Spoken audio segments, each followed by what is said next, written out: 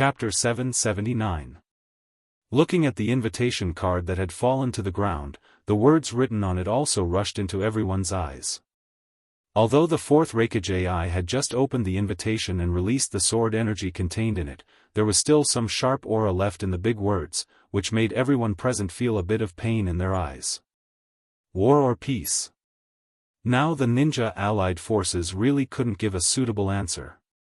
It seems that we have to urge our reinforcements to come to the battlefield as soon as possible. Although we don't know how strong the Blood Cloth Pavilion and Nangongzhou are, and whether they have the same strong reinforcements as us, it's obvious that the Blood Cloth Pavilion thinks that they have the ability to fight us head-on. If we don't succeed in delaying Nangongzhou and the Blood Cloth Pavilion, maybe we will really suffer heavy losses here. Terumi Mei looked at the invitation on the ground, and her eyes were quite dignified. When Nangongzhou was still working for Woodleaf, Terumi Mei had fought with Nangongzhou several times. As the opponent of Nangongzhou, she knew Nangongzhou very well at that time. Although this man was young at that time, his behavior was very steady and mature. He did things almost flawlessly, and there were no effective flaws that could be grasped in every action. Such a very steady person from an early age naturally wouldn't suddenly become radical and take risks. Looking at the current Nangongzhou deliberately showing this attitude, it was obvious that he didn't put the ninja allied forces in his eyes at this moment. Therefore, based on her understanding of Nangongzhou, Terumi Mei also said such words. Most of the people who have been in contact with Nangongzhou, after hearing Terumi Mei's words, all of them agreed with her. After all, it's easy to change mountains and rivers, but it's hard to change one's nature. A person's habits and rules of speaking and doing things can't be changed casually. At this moment, the heads of the 5 major ninja villages all used their own methods to issue orders to the reinforcements to speed up the march. After all the orders were passed, Orochimaru suddenly reached out and beckoned a ninja of Konoha, and said to the ninja, "Don't worry, Orochimaru. Pass down the order." Everyone starts to pay close attention to the movements of the Blood Cloth Pavilion. Since Nangongzhou sent such an invitation to us, it will definitely not end here. He will definitely find another opportunity to put pressure on us, so that we have to sign the so-called peace agreement with him because of some pressure reasons. Once you find anything, report it to us immediately. After hearing Orochimaru's words, the Woodleaf ninja immediately bowed his head and walked out of the tent. After everyone heard Orochimaru's arrangement, they also felt that what Orochimaru said was very reasonable, and Orochimaru himself didn't seem to intend to hide the matter of his investigation. The order he gave to the Woodleaf ninja was also reported to us after returning. Such behavior was quite enjoyable for everyone present. The cold-hearted and ruthless Lengjun Orochimaru had now become so proficient in the ways of the world. For a moment, everyone was quite shocked. Orochimaru didn't care about other people's opinions at all. In fact, what Orochimaru wanted to do was to let Nangongzhou be free to play his plan and see how much change this person who was a ninja but wasn't a real ninja can bring to the ninja world. Since Nangongzhou wanted to force the ninja allied forces to negotiate with him, Orochimaru was of course happy to promote such a thing and see what kind of plan Nangongzhou had. After waiting for a few minutes, the Woodleaf ninja who was sent by Orochimaru to investigate the movements of the Blood Cloth Pavilion returned to the main tent. He half knelt on the ground and respectfully said to Orochimaru, reporting to Orochimaru-sama, "The Blood Cloth Pavilion has indeed taken action now. In the middle of our ninja allied forces camp and the Blood Cloth Pavilion's camp, a long table has been placed at the moment. The leader of the Blood Cloth Pavilion, Nangongzhou, is also sitting on the side of the long table accompanied by a woman at the moment. He seems to be waiting for something." As a scout, this Woodleaf ninja was very scrupulous in his duty. He didn't take any of the main points of view in his description. Instead, he was very objective and directly described everything he saw. However, everyone present also experienced a lot of hardships. Nangongzhou's behavior was actually very easy to guess. He was waiting for the reaction of the ninja allied forces at this moment. Should they close the door and not come out, or should they directly come out to meet Nangongzhe? To a certain extent, closing the door and not coming out is indeed a good choice, because not making a choice means that they won't bear the risk after making a choice. However, Nangongzhe directly sent the invitation to the ninja allied forces camp with great fanfare, and the slightly excessive reaction of the ninja allied forces almost made such a thing known to everyone. Once they directly choose to close the door and not come out, it will undoubtedly be an extremely great blow to the morale of the ninja allied forces. It is not yet possible to decide whether to fight or reconcile with the Blood Cloth Pavilion in the future. Once the morale is lost, no matter what choice they make, they will undoubtedly suffer a huge loss. After all, there are only 2 people standing up at the moment, and one of them is a woman. Even with such a lineup, the higher-ups of the ninja allied forces didn't dare to go out. So, if they really face a difficult battle, won't the higher-ups of the ninja allied forces also be unwilling to go all out because of their pride? On the contrary, many ordinary ninjas will become sacrifices. And once they really go out and have a face-to-face discussion with Nangongzhe, Nangongzhe will definitely take advantage of the fact that the ninja allied forces' strength has not been replenished and his Blood Cloth Pavilion side has a relatively advantageous position, so he will make all kinds of demands that the ninja allied forces can't accept. At this moment, the people who were standing in the middle of the tent, who could make decisions, also didn't know what to do. We will face what we have to face after all. Blindly escaping now will only put us in a disadvantageous position. After all, what Nangongzhe wants now is to seize more benefits from our hands. In that case, we might as well see how big this person's appetite is. Anyway, we can kill time with him and wait for our reinforcements to arrive, so why not? It's just a change of place to stay. Although he was almost hit by the hidden sword energy in the invitation sent by Nangongzhe, the 4th Raikage still stood up and directly expressed his opinion. Whether it was in his eyes or in his heart, there was not the slightest fear, but rather a somewhat brave posture. Chapter 780. Nangongzhe, dressed in a white robe with blood-red patterns, sat quietly in front of the table. Beside Nangongzhe stood the substitute altar master of the golden altar of the Blood Cloth Pavilion, Mashiro. He was also wearing a white robe with blood-red patterns, but the patterns on his robe were more concise. Originally, Nangongzhe left Mashiro in the Lion Clan's alternate dimension, but Mashiro wasn't willing to stay in a safe place by himself. Instead, he let Nangongzhe wander between life and death. However, because of Nangongzhe's repeated persuasion, Mashiro, who was also one of the 5 Elements Altar Masters, was reluctantly allowed to stay in the Lion Clan's alternate dimension. Now that Nangongzhe had sent out the 4 5 Elements Altar Masters and Uchiha Sasuke, who represented the peak strength of the Blood Cloth Pavilion, to carry out missions, Nangongzhe couldn't appear alone every time he came into contact with the Ninja Alliance. Otherwise, everyone would suspect where the other higher-ups of the Blood Cloth Pavilion went. After considering various aspects, as well as Mashiro's worry about Nangongzhe using himself as bait to restrain the Ninja Alliance, Mashiro finally followed Nangongzhe to such an operation to deliberately put pressure on the Ninja Alliance and attract their attention. Standing next to Nangongzhe, Mashiro didn't feel the slightest bit nervous because of his low strength. To put it bluntly, even if Nangongzhe, Little Linger, and even the people in the Blood Cloth Pavilion who cultivated a little were actually much stronger than Mashiro in terms of cultivation, Mashiro's confidence didn't come from his cultivation, but from his wisdom. To be able to help Nangongzhe take care of the affairs of the entire Blood Cloak Pavilion and tightly control the 5 Elements altar like the sharp metal altar, how could Junbai be an ordinary person? Mashiro took out a tea set and a small charcoal stove from a small box he carried with him and placed them next to Nangongzhe. He gently fanned the charcoal stove a few times, and the small charcoal in the stove that originally didn't seem to be hot turned red. He then placed a small copper pot filled with water directly on the stove and waited for the water to boil.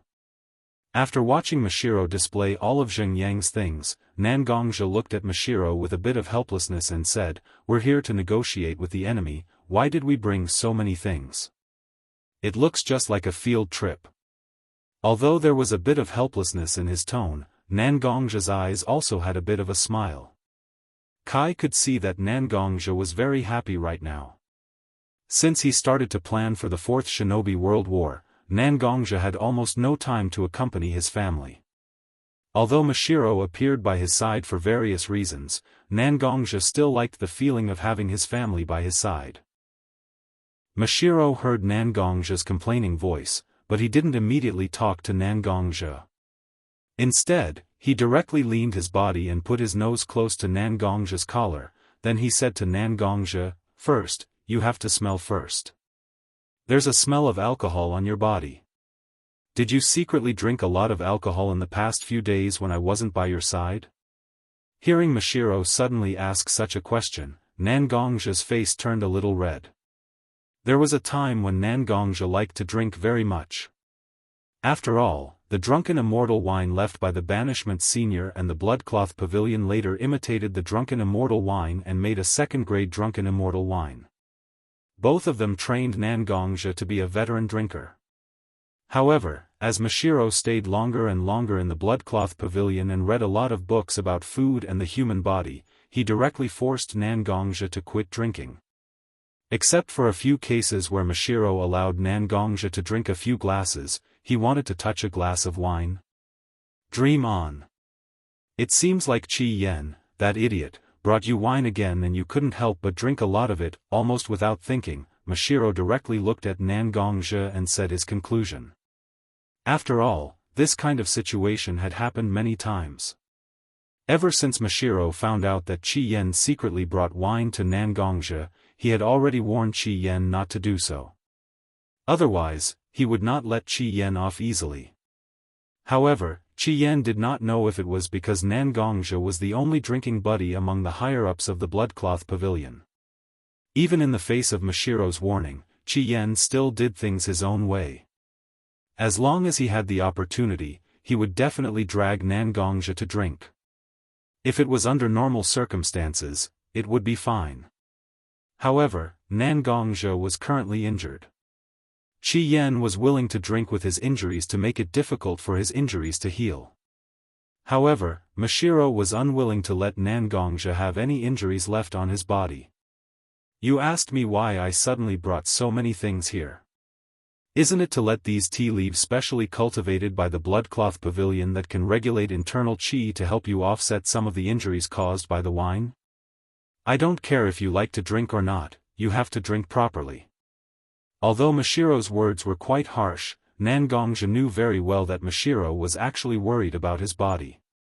Although it was not appropriate to use the words deep love here, it could still slightly express Mashiro's feelings.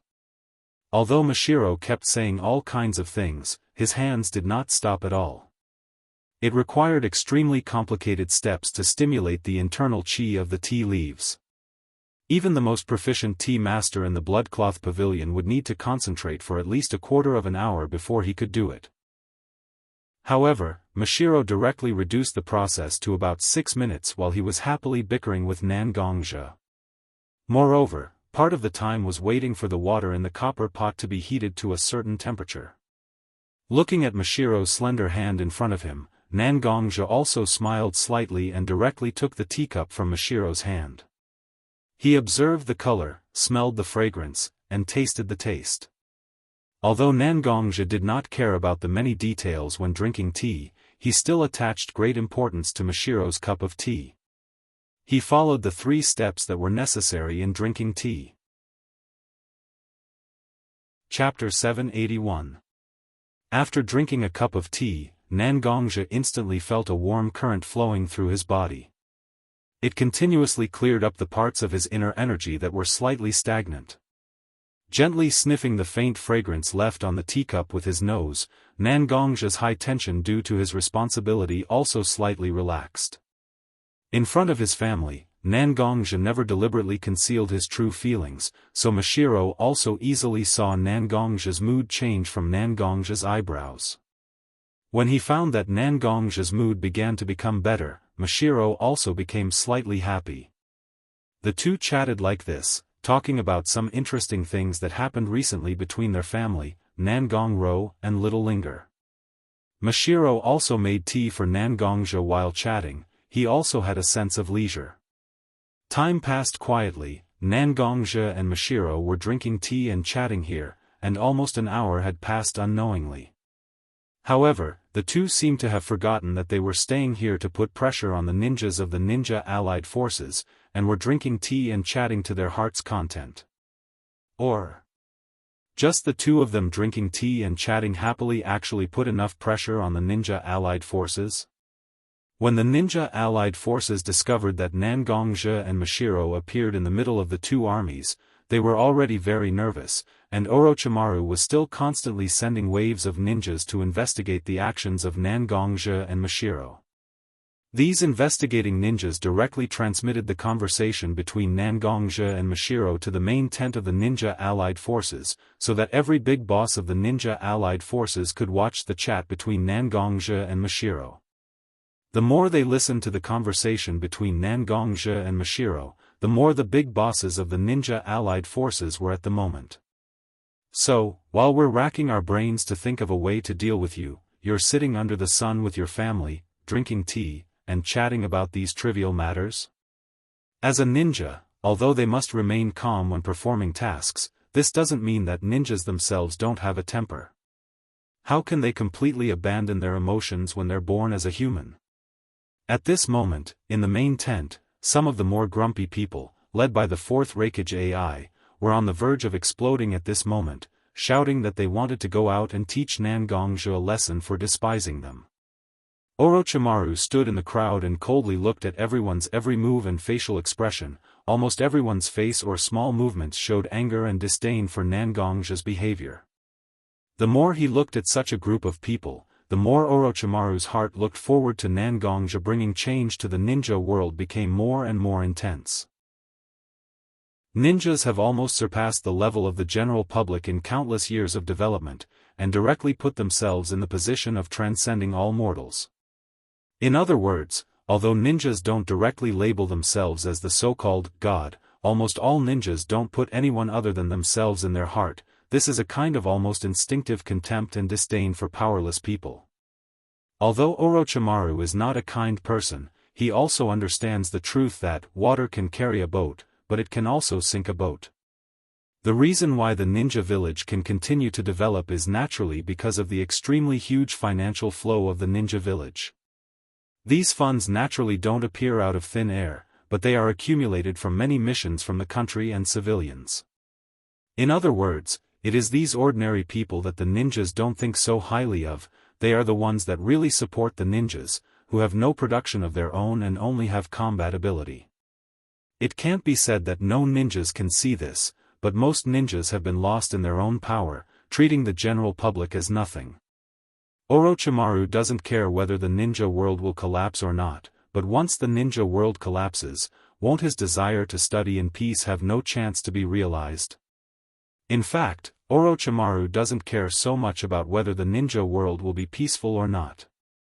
The reason why he is secretly promoting the development of Nangongja's plan is actually because Orochimaru saw the drawbacks of the ninja world, and he doesn't want these drawbacks to affect his pursuit of the ninja world.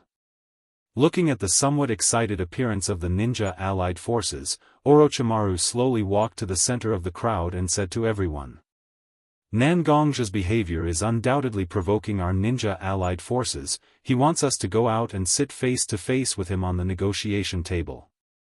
Originally, the initiative to face Nangongja or not was in our hands, but now it is obvious that Nangongja has reversed the situation. If we don't go, there will inevitably be a great loss of morale. Since he dares to scheme against us like this, how can we be afraid of him? Let's go out and see what Nangongja is selling in his gourd. After hearing Orochimaru's analysis, the members of the Ninja Allied Forces suddenly felt a lot better, and they directly shouted that they wanted to find Nangongja and fight him. Jiraiya stood in the crowd and looked at Orochimaru, who was acting like a leader. Although he was very pleased that Orochimaru could use his wisdom to help the Ninja Allied Forces, he also had some doubts in his heart.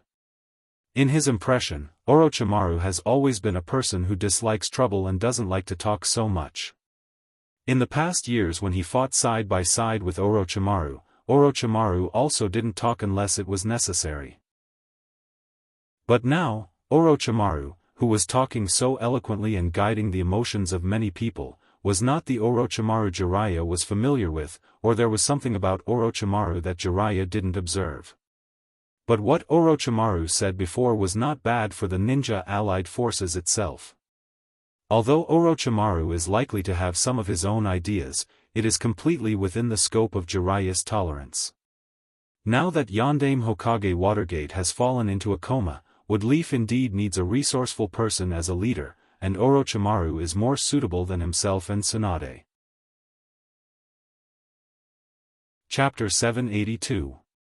Finally, the ninjas of the ninja allied forces were persuaded by Orochimaru's words. Not only because of their natural pride as a ninja, but more importantly, such a proposal was proposed by Orochimaru, Woodleaf Renin, who has extremely high prestige and fierce reputation. With such a person taking the lead, even if this matter causes any bad consequences, they can still directly shift the corresponding losses and responsibilities to Orochimaru. As for the possible loss of reputation and interests, naturally, they can also push all the blame to Woodleaf and Orochimaru. After reaching a consensus, the ninja allied forces naturally didn't have the slightest delay. Orochimaru, Terumi Mei, Gaara, and Kitsuchi, these 5 people are enough to represent the 5 major ninja villages in the ninja allied forces. They also walked out of the ninja allied forces tent and walked in the direction of Nangongja. When these 5 people walked out of the ninja allied forces tent, Nangongja sensed the figures of these 5 people with his powerful spiritual force. With a light wave of his hand, the internal force in his body directly gushed out, connecting the natural energy in the air and injecting it into the ground under his feet. Under the dual support of the internal force and natural energy, 5 seats were directly formed. I thought that these guys in the ninja allied forces would argue with each other for a long time. I didn't expect this group of people to reach a resolution so quickly. It only took them an hour to directly finish the discussion. Looking at the 5 seats that he easily cast, Nangongja said directly to Mashiro with a bit of teasing and surprise in his eyes. Indeed, it is indeed surprising that an organization like the Ninja Allied Forces can reach a resolution so quickly. After all, it involves a lot of interests. It seems that someone directly stared at the pressure and directly proposed such a resolution. Whether it is Gaara, Terumi Mei, or obviously, they don't have such a vision and ability. Minato Watergate certainly hasn't recovered yet, and Inoki is seriously injured. This is also quite a bit of thought-provoking. Obviously, it is impossible for such a person to suddenly emerge from the Rock Village to lead everyone. After all, Inoki's protection of the Rock Village is a bit too much. It seems that such a person is definitely from the Woodleaf Village and has extremely high prestige. Mashiro began to slowly analyze the whole story. Although she didn't directly give an accurate name, based on Nangongja's understanding of the entire Konoha village, there are only a few people who can withstand all kinds of pressure with their own prestige, and there are only a few people who can be decisive and decisive. Just by thinking about it, he knew that such a person is probably one of the 3 Sannin of Konoha, Orochimaru Konoha. Things are getting more and more interesting. After figuring out who is the leader of the ninja allied forces at this moment, Nangongja's heart was full of interest. Previously, because of his soul being messed up, Orochimaru also had some mental problems. His personality was extreme, but on the battlefield, it seems that for various reasons, Orochimaru seems to have repaired his mental problems and became calmer and more rational than before. However, it is precisely this kind of calm and rational Renin Orochimaru that is the most dangerous and can't be ignored. No matter what the reason is, Nangongja can't ignore the existence of Orochimaru. However, judging from the current situation, he doesn't know why Orochimaru is doing things that are relatively beneficial to the Blood Cloth Pavilion. However, Nangongja naturally wouldn't think that Orochimaru will lean towards the Blood Cloth Pavilion so easily. After all, from Nangongja's understanding of Orochimaru, Orochimaru has no so-called bias towards any force since his strength reached a certain level. Orochimaru's pursuit is not these things, but the so-called truth. As long as he can get close to what he pursues, any price is actually cheap in Orochimaru's view. Now, perhaps Orochimaru thinks that it is more beneficial to support the Blood Cloth Pavilion to complete his plan, so he helps the Blood Cloth Pavilion like this. But when the Blood Cloth Pavilion has no value to Orochimaru, maybe Orochimaru will directly lean towards the ninja allied forces and directly destroy the Blood Cloth Pavilion. Everything now is just a coincidence, not something he can rely on. The only thing he can really rely on is the strength that is tightly nested in his hands. Looking at the 5 people from the ninja allied forces coming towards him, he didn't pay attention to the surprise of several of them because of the number of clay seats he prepared. He directly stretched out his hand and let the people representing the ninja allied forces sit on the seats. He didn't say anything, just took the tea handed to him by Mashiro and slowly sipped it, completely ignoring the 5 people sitting opposite him. The 5 representatives of the ninja allied forces, except for Orochimaru, naturally had a huge pressure in their hearts from the moment they left the main tent of the ninja allied forces. After all, to be honest, if the current ninja allied forces really had no chance of winning against the Blood Cloak Pavilion, so at this moment, the ninja allied forces could be said to be carrying the life and death of the entire ninja allied forces on their shoulders. But now, sitting opposite to Nangongja with such a huge pressure, Nangongja, the person who occupies the initiative, didn't say a word and just drank tea, directly breaking the various preconceived plans in the hearts of the representatives of the ninja allied forces, directly adding a huge amount of pressure to the representatives of the ninja allied forces. Although this method wasn't very subtle, it had a huge operability when combined with the psychological changes of the spokesperson of the ninja allied forces. The several people sitting opposite Nangongja also showed some impatience, and among them, Kitsuchi, who was the least shrewd, showed the most obvious expression. Even Kitsuchi's forehead had a thin layer of sweat because of the pressure. Nangongja, I don't think you called us here to stare at us. If you have something to say, just say it. Finally, after seeing Kitsuchi's embarrassment, Terumi Mei of the ninja allied forces took the lead to speak to Nangongja. Chapter 783. Hearing Terumi Mei from the ninja allied forces speak first, Nangongja also slowly drank the remaining tea in the teacup in his hand, then raised his head to look at Terumi Mei. There was no emotion in his eyes as he said to Terumi Mei, I think your ninja allied forces should be very clear about what I want to do. In the invitation I gave you, I have clearly told you my purpose. It's very simple. I want to ask now, are you going to continue to fight with our blood-robed pavilion, or are you going to negotiate with our blood-robed pavilion? Listening to Nangongja's words, the 5 powerhouses representing the ninja allied forces also exchanged glances with each other, as if confirming something. Finally, everyone's eyes were focused on Orochimaru, who advocated everyone to meet Nangongja this time.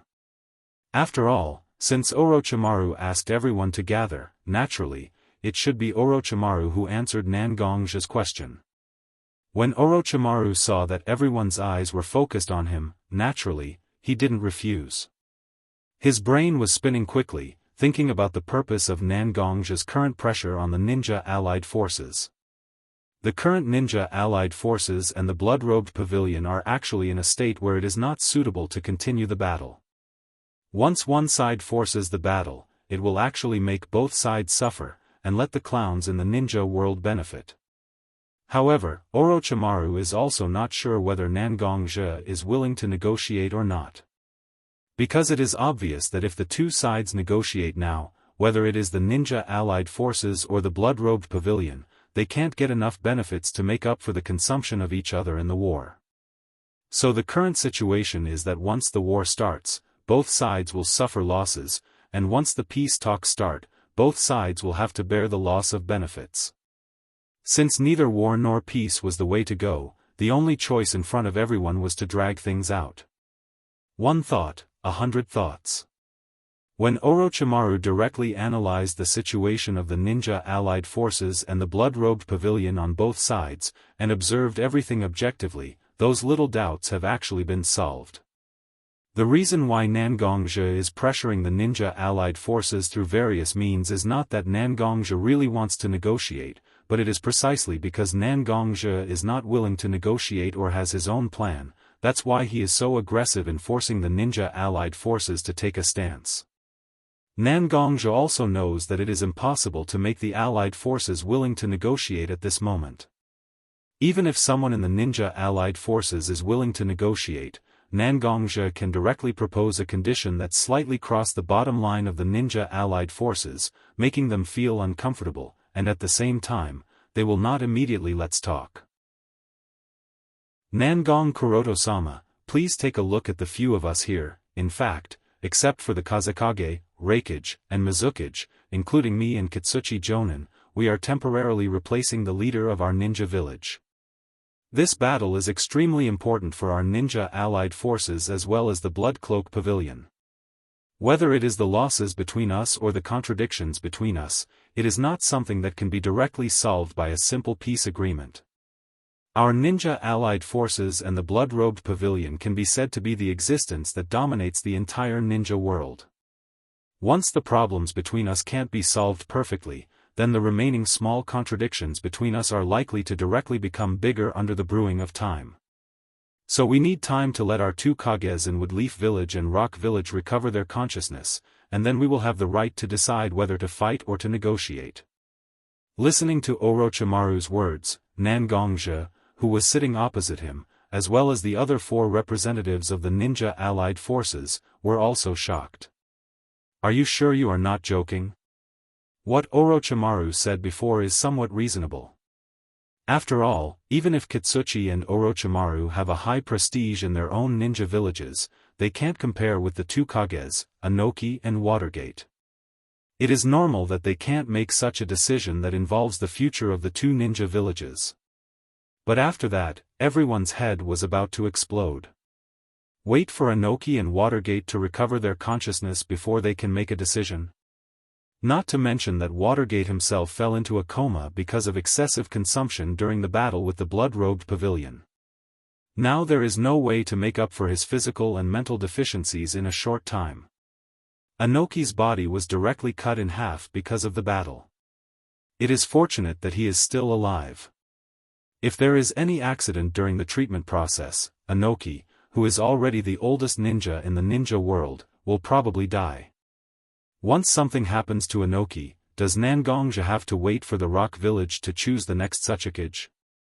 Nangongzhe listened to Orochimaru's words, and his face was obviously very unhappy. Originally, as long as the ninja allied forces can give him a reasonable reason, Nangongzhe can directly extend the time of the peace talks to buy enough time for the people he sent to attack the Wind Village and the Earth Village. But now, Orochimaru's words were undoubtedly digging a big hole for Nangongzhe. In this situation, even if Nangongzhe wanted to fool Orochimaru, it was already impossible. Otherwise, a bigger flaw would be caught by Orochimaru. At that time, Orochimaru's mistake might directly ruin the whole plan. Orochimaru, are you kidding me? Nangongzhe directly reached out and grabbed the sword in his hand. Although the sword is not out of the scabbard, a sharp momentum has been directly emitted from Nangongzhe's body. Looking at Nangongzhe, the rest of the people who represented the ninja allied forces also panicked.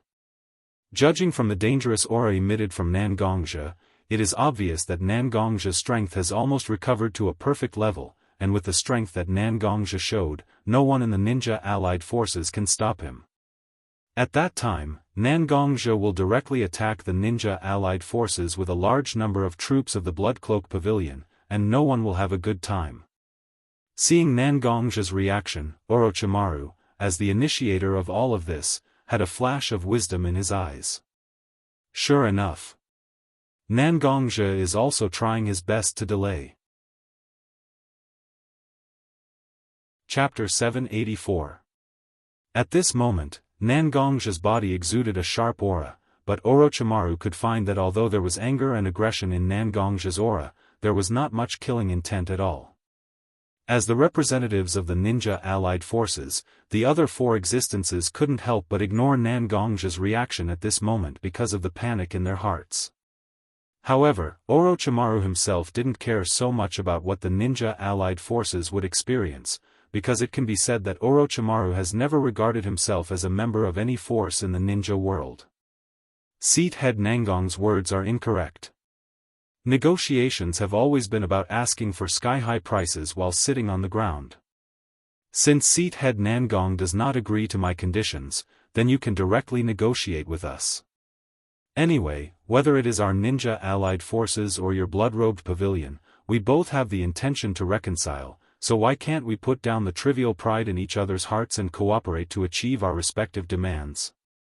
After Orochimaru finished speaking, the other four representatives of the ninja allied forces immediately nodded to express their support.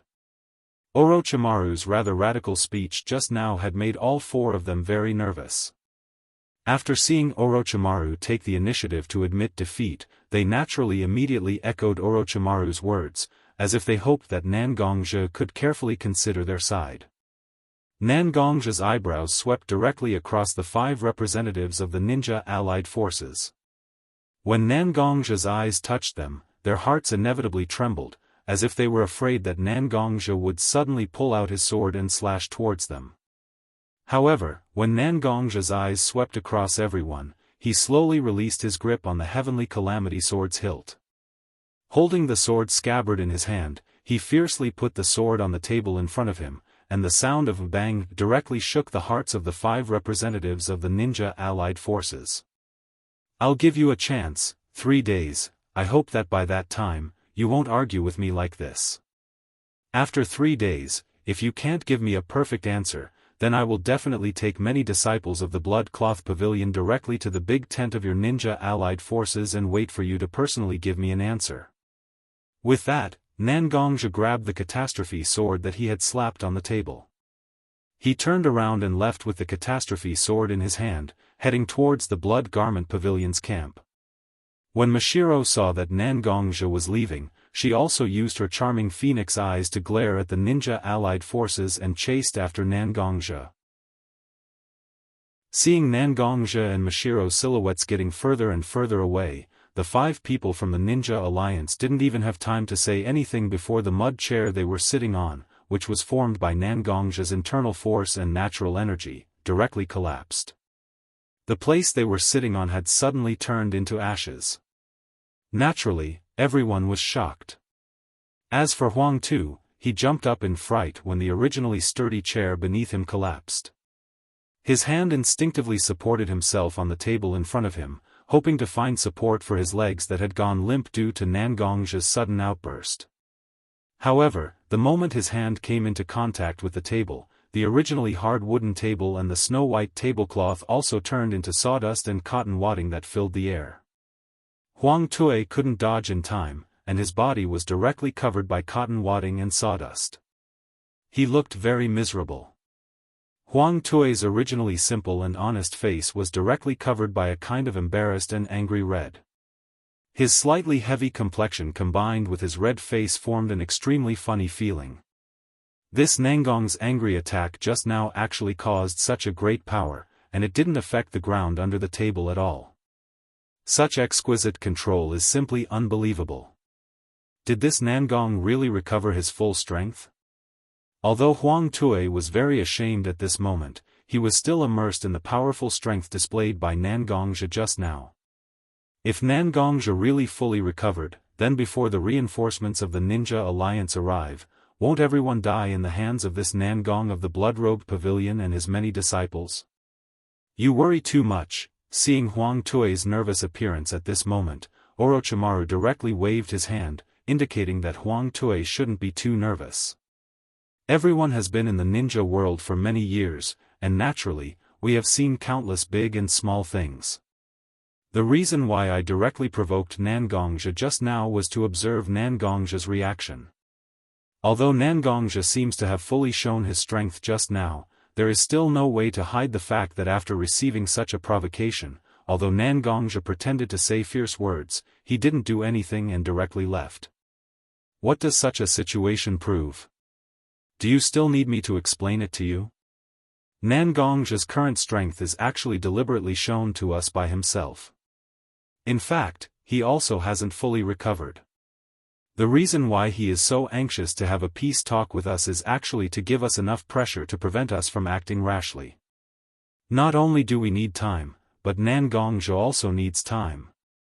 What is the best way to deceive others? That is, what he said is the truth, but he concealed a key part of it to a certain extent, and then used this part of the concealment to achieve his purpose of deception. Stalling for time is true, and deliberately showing his strength is also true, but is Nangongja's real purpose of stalling for time really to recover his strength? Orochimaru doesn't know, and the ninja allied forces also doesn't know. But the explanation given by Orochimaru is enough to make the ninja allied forces feel convinced, and this is enough. After hearing Orochimaru's words, Huang Tue instinctively looked in the direction of A and Terumi Mei, who were more experienced in this matter. A and Terumi Mei themselves had no clue. After thinking back and forth about what Orochimaru said several times, they also thought that there was no obvious mistake in what Orochimaru said, so after a little hesitation, they nodded to Huang Tue, obviously supporting what Orochimaru said. Chapter 785. After catching up with Nangongja, Mashiro confirmed that he and Nangongja were completely out of the ninja coalition surveillance. Then he immediately said to Nangongja, "What's the matter with this Orochimaru?" Looking at him just now, he already knew that we were stalling for time, but why was he so ambiguous, messing with our thoughts and fooling the ninja allied forces? Is he on the side of the ninja coalition or on our side? As if he had been holding it in for a long time, Mashiro directly spat out all the doubts in his heart to Nangongja like a machine gun. Facing Mashiro's doubts, Nangongja seemed to understand at this moment, and directly turned to Mashiro and said, "Actually, you are right, what Orochimaru wants to do is to maintain this ambiguous state. Now, not only us, but even the ninja coalition also has a lot of complaints about Orochimaru. After all, in the process of the peace talks just now, Orochimaru clearly refuted my face. This kind of thing is naturally no problem in normal times, but the situation is that the Bloodcloth Pavilion is strong, and the ninja coalition is weak. Once I start to lose my calm because of Orochimaru's deliberate provocation, then the ninja coalition will suffer more losses in the end. But now, whether it is us or the ninja coalition, we won't directly fall out with Orochimaru. For the ninja coalition, Orochimaru's identity is too special.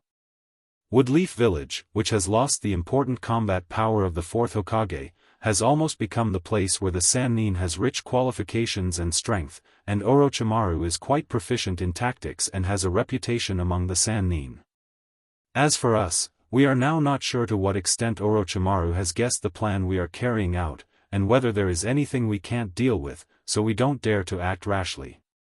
Maybe this is what Orochimaru wants, whether it is the ninja allied forces or the Bloodcloak Pavilion, there is no way to do anything to him, and he is constantly moving between our forces to see some of his plans.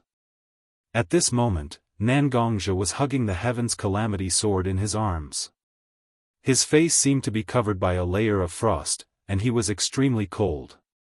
He kept telling Mashiro his guesses. There were still a lot of things that couldn't be proven with direct evidence, but Nangongja and Mashiro weren't the police, so they didn't need such sufficient evidence. Nangongja and Mashiro only needed a direction to defend themselves, and Nangongja's explanation was obviously quite possible. Orochimaru is indeed a famous madman in the shinobi world. He can even play such a dangerous trick in such a situation. Others were afraid of getting burned, but Orochimaru was directly in the middle of the two fire pits, and he was having a lot of fun. Is this guy really not afraid that he will directly suffer the consequences of his own actions because of such a reckless and dangerous move, and end up dead? Mashiro's mind echoed a lot of information he learned about Orochimaru, and the more he thought about it, the more he felt how crazy Orochimaru was. Most dangerous people are dangerous to others. But crazy people are often crazy about themselves. When a person completely disregards life and death and losses in order to achieve their own goals, who can stop such an existence? Death of body and Tao? For Orochimaru, his own life was never important, the only thing he cared about was his pursuit of truth. Previously, Orochimaru became quite delirious because of the defects in his soul, but now, Orochimaru directly repaired his incomplete soul after resurrection for unknown reasons. The current Orochimaru is no longer as crazy and persistent as before, but instead, he added a layer of rationality to his madness and persistence. It is this rationality that restrains Orochimaru's madness and persistence, making him more dangerous than when he was crazy. Now, everything Orochimaru does is no longer controlled by his own emotions, but by his own almost cold rationality. He starts to plan step by step. Observing all the changes in his eyes, putting all the factors that may affect the overall situation in his heart, everything Orochimaru does now is to achieve his own pursuit. No exception. When Nangongja's last few words fell on the ground, Mashiro's back was directly covered by a cold feeling. A completely rational person, and all his actions are to achieve his own goals. Just thinking about it, Mashiro can't help but become afraid. It seems that, we also have to speed up our plan. Although today's operation did not fully achieve our expectations, it is enough to cause enough shock to the ninja allied forces. What we need to do now is to use our advantage to get more benefits. Now, the ninja allied forces will definitely speed up their reinforcements again and again. Once the reinforcements arrive, they will definitely attack us directly without mercy. Now, we are stalling for time here, but the action team we sent out is really racing against time. Only by taking more rapid action can we perfectly achieve our goal in the shortest time. Standing beside Nangongja, when he heard how terrible an enemy like Orochimaru is, Mashiro's thoughts also drifted to the two action teams sent by Nangongja to the land of wind and the land of earth. After all, for the Blood Robe Pavilion now, the most important thing is not himself, but the two action teams sent out by Nangongja. Hearing Mashiro's suggestion, Nangongja also nodded, apparently agreeing with Mashiro's statement. The current situation was already very critical. What they needed was to take care of everything and consider all aspects of the matter clearly. Otherwise, if there is any mistake, it will directly lead to the loss of the whole game. Okay, after returning to the main tent, immediately give orders to the two action teams. Make sure they capture the land of wind and the land of earth as soon as possible, so that they can complete their plan as soon as possible. Only when the Blood Robe Pavilion stabilizes in the ninja world can we really achieve our goal. Chapter 786. Time quietly slipped away from the ninja allied forces and the Blood Cloak Pavilions waiting. The ninja allied forces were still constantly urging their reinforcements, and even to the point where they didn't care about the consumption. And the Blood Cloak Pavilion also began to do their best to take advantage of the fact that the ninja allied forces had transferred a large number of living forces from their own territory, constantly attacking cities and seizing territories. Although the Blood Cloak Pavilion has only been on the campaign for a few days, with their almost crushing power, they directly flattened the land of wind and the land of earth. No city could last for too long in front of the Blood Cloak Pavilion. Without the unified leadership of the daimyo, without the protection of powerful ninjas, there is no way to effectively protect their homeland by relying on the relatively scattered civilian encirclement forces in various cities and weak bureaucratic groups. After all, in the entire ninja world, the military and political division is very clear. The political division is all controlled by the bureaucratic group headed by the daimyo, and the military is all controlled by the ninja group headed by the kage. Almost all the military officers have undergone a certain period of training in the ninja village of their own country, but the only way to deal with ninjas is to use ninjas. Other methods are just small things. Some civilians can also use the means to deal with ninjas. The people of the ninja village naturally won't easily teach these military officers who rely on the political groups to exist. Otherwise, if one day those ambitious military officers use such means to kill ninjas because of fear, wouldn't it be a terrible loss? Therefore, for various reasons, in fact, a large number of city guards stationed in the cities of the ninja world have actually become an existence that can only deal with civilians and maintain the order of ordinary people. However, even if they continue to flatten all the way, the size of the land of wind and the land of earth and the limited number of people of the ninja allied forces still pose an extremely great obstacle. Many disciples of the Blood Cloak Pavilion are actually in a state of exhaustion at this moment, but in order to complete the task assigned by the Blood Cloak Pavilion, they can only continue to move forward.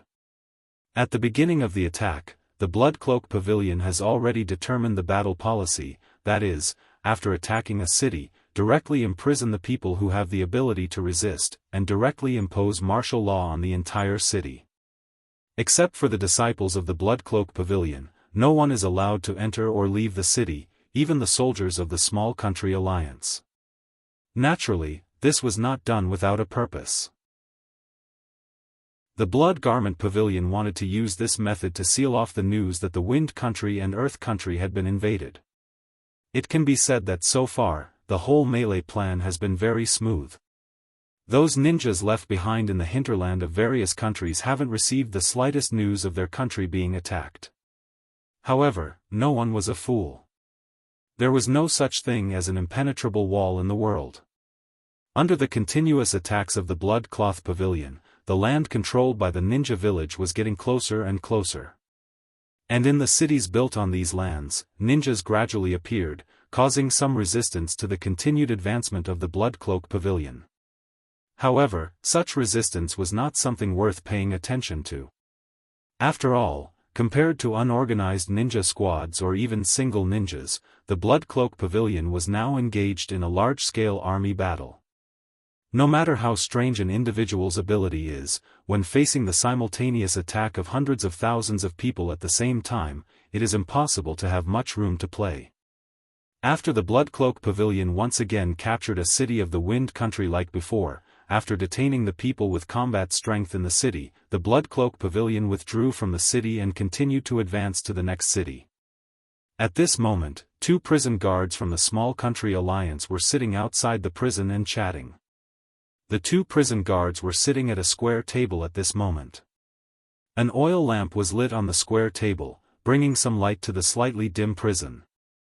In front of the 2 prison guards were a wine cup, and on the small square table, there were also a few dishes. The 2 prison guards seemed to be drinking to their heart's content at this moment, and their voices became slightly louder.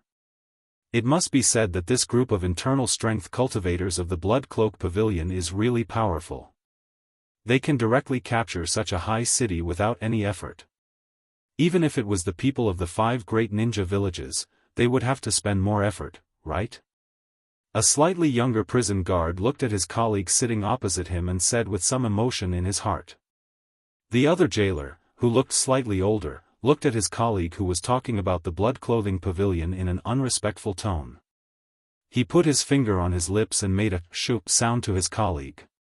He seemed to be a little nervous as he looked around and said to his colleague, "Sir, I'm sorry, but I'm sorry, but I'm sorry. Are you looking for death? How could you say something like that? Don't you know that our country's current reputation is actually supported by the Blood Garment Pavilion?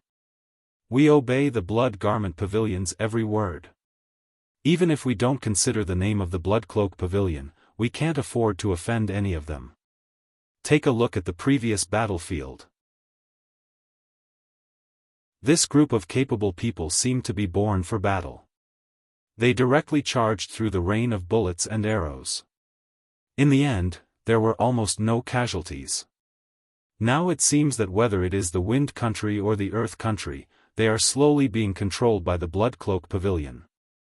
When the time comes, the status of our small countries, which were originally bullied by the 5 great countries, will naturally rise. After all, the manpower of the Blood Cloak Pavilion is limited. At that time, based on the merits of our respective countries, we will definitely be rewarded. Now, what we should do is to do our job well and wait for the good days in the future.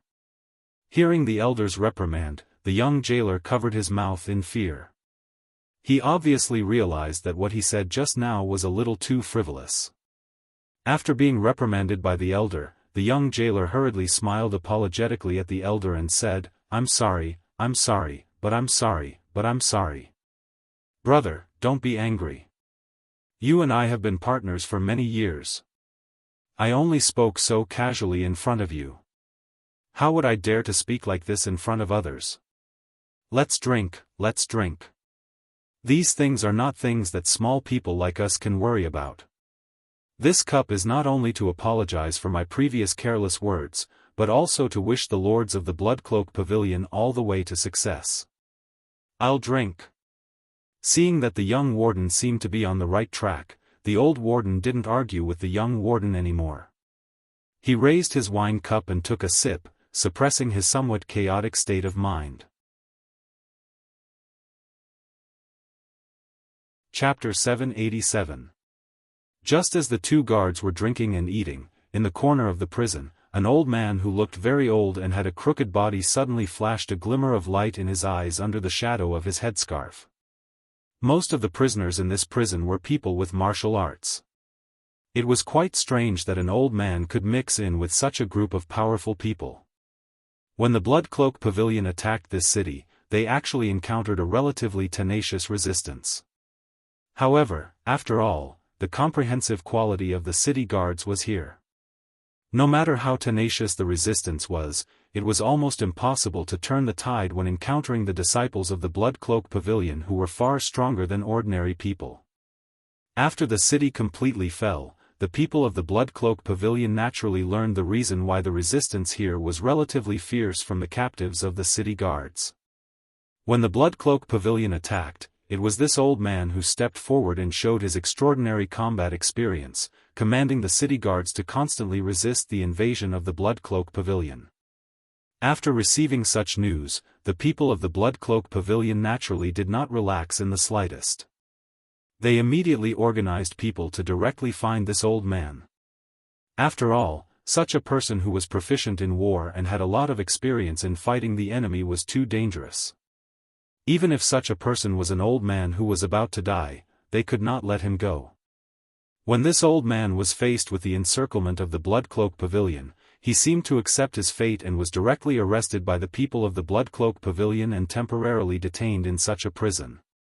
This old man was none other than one of the two elders of the Sunigakure, Ebizo High. He was also the younger brother of Chio, who once resurrected Gaara, and the second grandfather of Sasori of the Red Sand.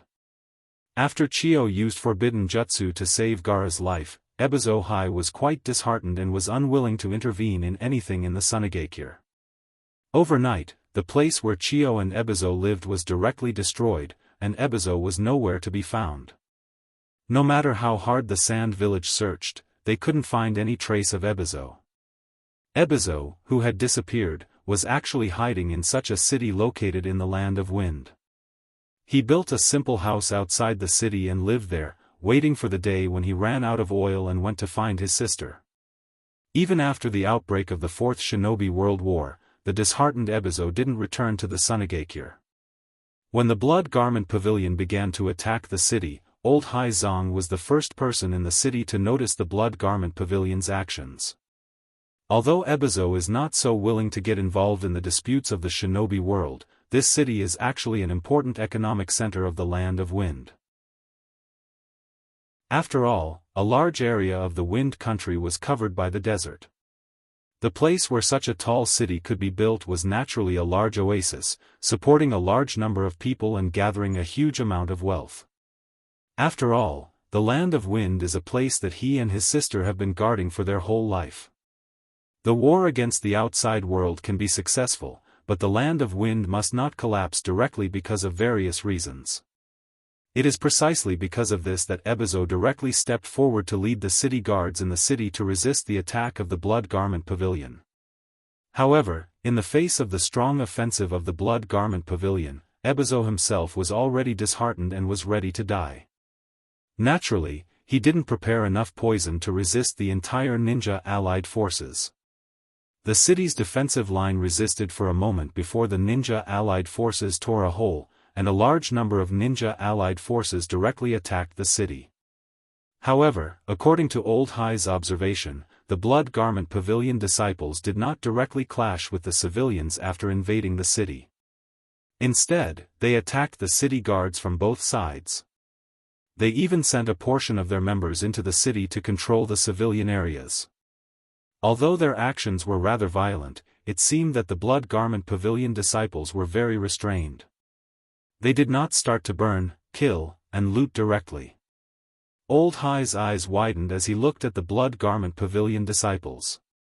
It was precisely because of the extreme restraint of the Blood Garment Pavilion that Ebizo was more aware of the Blood Garment Pavilion's plan. War has always been because of two reasons: plunder or conquest. When the people who started the war occupied a city, they didn't think about how to accumulate wealth, but when they pacified the people, then their purpose naturally became clear. However, how large-scale the war was and what was the purpose of the Blood Garment Pavilion, just relying on such a battle wasn't enough to obtain enough information. Therefore, Ebizo hid his strength and was directly captured by the people of the Blood Garment Pavilion without any resistance. A person like him who suddenly appeared and helped the city guards to resist the attack of the Blood Garment Pavilion, as long as the Blood Garment Pavilion was ambitious in their heart, they would certainly interrogate him, recruit him, or kill him. They would certainly see the leader of the Blood Garment Pavilion attack and pry into some secrets. However, what was beyond Ebizo's expectation was that the people of the Blood Garment Pavilion didn't pay attention to an existence like him at all. They directly detained him and some people who had a certain strength in the city.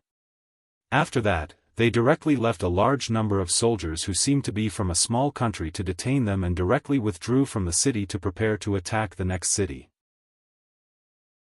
Although it's not very similar to what I expected, but I also understand what the Blood Garment Pavilion is selling in the gourd. I didn't expect that the Blood Cloak Pavilion, which suddenly appeared at the beginning, would have such a plot. Swallowing the land of wind and the land of earth, which is directly swallowing half of the shinobi world into their stomach. What a big appetite. Ebizo sat in the corner. Although his complexion didn't change much, one of his hands directly stretched into his sleeve. A colorless and odorless fine powder silently drifted out from Old Hai Zhang's sleeves. The prison wasn't spacious to begin with, and with the addition of a lot of people squeezed inside, it seemed to be even more compact. After this fine powder drifted out from Ebizo's sleeve, it directly rushed into the nostrils of everyone in the prison. At first, these people didn't have any special reaction, but as time passed, everyone's eyes became slightly red, and their breathing became extremely rapid. Chapter 788. Although the breathing of the person in the cell was getting more and more rapid, and his own breathing was also becoming extremely violent, the two jailers who had been sitting outside the cell and drinking until they were in a daze also noticed that something was wrong in the cell at this moment. However, when a person was drunk, their mind would be somewhat numb. The two jailers just pulled out the long sabers hanging from their waists and slammed them on the iron bars of the prison, hoping to let the prisoners know that they were the ones holding the sabers in their hands. As long as they wanted to, the prisoners' lives were in their hands. Both of them had been prison guards for many years, but now, it didn't have the effect that they had hoped for. Not only were the prisoners not frightened by the two jailers at this moment, but they also seemed to be aware of the danger of the two jailers. They directly stared at the two jailers with fierce eyes, which made the two jailers feel a chill in their hearts. "You're just a group of prisoners, how dare you look at me like that? It seems that I really have to teach you a lesson. I'll let you know that the long saber in my hand is not just for decoration." The young jailer was the first to be unable to withstand the pressure. Before the older jailer could stop him, he directly stabbed his long saber into the prison. But such a casual stab directly pierced into the body of one of the prisoners. Feeling that he had stabbed something, the young jailer immediately withdrew his long saber. What a joke, the jailers were not executioners, they were only responsible for guarding the prisoners. Although they also had some interrogation skills, they couldn't really kill. When the young jailer withdrew his long saber, hot blood directly spilled on his shoes. Even through a layer of cloth, the young jailer could feel how hot the blood was on his shoes. "What the hell are you doing? We are just jailers, how can we casually attack the prisoners? If there are any casualties, how can we explain it to the higher-ups?" When the matter involved his job, the older jailer directly reprimanded the young jailer. However, the young jailer, who was usually reprimanded directly after being reprimanded by the older jailer, or directly apologized to the older jailer. At this moment, the young jailer's eyes were particularly empty, as if he was frightened by his own behavior. Seeing that the young jailer was scared silly, the older jailer didn't bother to reprimand this young man. He directly turned his head to check whether the prisoners in the prison were dead or not. If someone was really dead, then he must find a way to dispose of the corpse, otherwise it would really lead to a disaster. But when the older jailer cast his eyes on the prisoners in the prison, he was also shocked by the prisoners in the prison. These prisoners seemed to be stimulated by the blood that splashed out when the young jailer stabbed one of the prisoners. Their eyes directly turned scarlet, and the whites of their eyes were completely replaced by scarlet blood. Each of them was emitting an extremely dangerous aura. "You! All of you better behave yourselves. Right now, we are all in prison and there is a huge army guarding outside. What kind of trouble can all of you cause? All of you better stay here, and maybe you will have a chance to survive. Otherwise, the army outside will directly crush us. How can you stop them with your weak kung fu?" The elderly warden used almost all of his strength to shout at the prisoners. However, how could these prisoners who had lost their minds and only had the desire to destroy and fight understand his words? Instead, they opened their mouths and roared at the elderly warden in an incomprehensible manner. Old Hai was the elder of Sunagakure, so naturally, he was also extremely proficient in poison. However, these people were not poisoned. Instead, it was a type of tonic or stimulant. But as long as an ordinary person inhaled a highly diluted mouthful of this tonic, they would be able to recover their spirit. At this moment, Old Hai directly increased the dosage of this tonic to more than 5 times the daily dosage. This dosage directly caused the prisoners to completely lose their self-consciousness, and their brain nerves to lose their sense of pain, which doubled their combat effectiveness. Seeing that these prisoners were almost enraged, Old Hai's hands that were hidden in his sleeves were all stretched out at this moment. Chakra condensed at the fingertips of Old Hai, and these chakra threads wrapped around the hard iron bars under Old Hai's control. The highly condensed chakra threads had become extremely tough and sharp at this moment. Almost with a flick of his hand, these sturdy iron bars directly turned into iron rods scattered on the ground, making clanking sounds. After the cage was broken, the prisoners who had been injected with excessive amounts of stimulants rushed out of the cage and pounced on the stunned senior warden and the dazed young warden. Once a person loses his mind, he will be controlled by his instincts, and there is no difference between a man and a beast. Old Hai was very clear that there was a large army stationed outside this prison, and because of his age, his strength had declined to the point where it was difficult to directly leave under the encirclement of so many people. Therefore, Old Hai directly used drugs on the prisoners who stood up to resist the Blood Cloak Pavilion, causing them to fall into a state of madness. However, the blood sacrifice of these people was bound to be valuable. Old Hai had decided to directly go to the frontline station of the Allied forces after leaving here, and let the ninjas of the Wind Country and the Earth Country immediately return to their own country to protect their own country's territory, so that the Blood Cloak Pavilion's plan could not be carried out. One by one, the civilian warriors who had lost their mind and sacrificed themselves for the Wind Country were sacrificed by Old Hai's plan. They were directly thrown out to attract the troops of the small countries left in the city by the Blood Cloak Pavilion. Old Hai directly used ninjutsu to merge into the sand, using the actions of these people to cover his tracks. When the troops of the small countries saw that these people dared to directly break out of the prison, they also directly launched an attack on these people who had lost their mind. After a series of attacks, they finally eliminated all these people, but Old Hai's whereabouts were unknown at this moment. Chapter 789. Sitting on his chair, Nangongzhi didn't read the battle reports from the Wind and Earth country like usual. Instead, he sat quietly in front of the table without saying a word. His eyes just stared at the curtain of his tent, as if waiting for some news. After a while, Mashiro walked into Nangongzhi's tent with a few thin pieces of paper.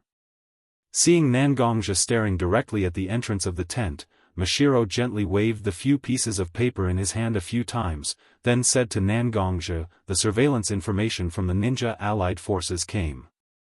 Hearing Mashiro's words, Nangongzhi nodded, then said to Mashiro, "I won't read it, just tell me directly." Knowing that Nangongzhi doesn't like to read such a slightly complicated written report, Mashiro directly put the paper in his hand on the table, then directly said to Nangongzhi, "I have already read this information on the way here, then I will repeat it to you. This time, when our people were monitoring the ninja allied forces, they didn't encounter any resistance. The ninja allied forces seem to be deliberately letting our people know what's going on in their camp. They didn't hold back and directly let our people go deep into their camp. Early this morning, the higher-ups of the ninja allied forces had already appeared directly behind their tents, as if they were waiting for something. They also prepared a large number of gifts and piled them directly behind their tents. Shortly after that, the reinforcements from the 5 major countries gathered directly behind them and entered the ninja allied forces' tents in batches. And after these people entered the camp of the ninja allied forces, it was obvious that the ninjas of the allied forces were already preparing for war. It's almost certain that they will attack us as soon as they are ready. The long-awaited reinforcements of the ninja allied forces have all arrived here at this moment, which is not good news for the blood-robed pavilion. After all, the blood-robed pavilion hasn't completely completed the annexation plan of the Wind and Earth country. However, Nangongzhi didn't look worried at all.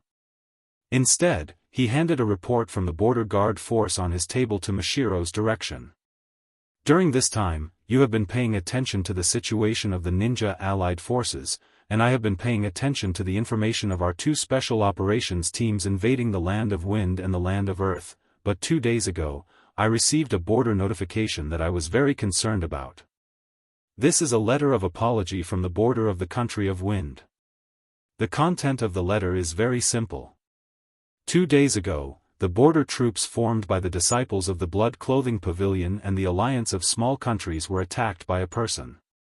Moreover, this person directly broke through. Because of their mistake, these guards sent a letter of apology to me, asking for punishment.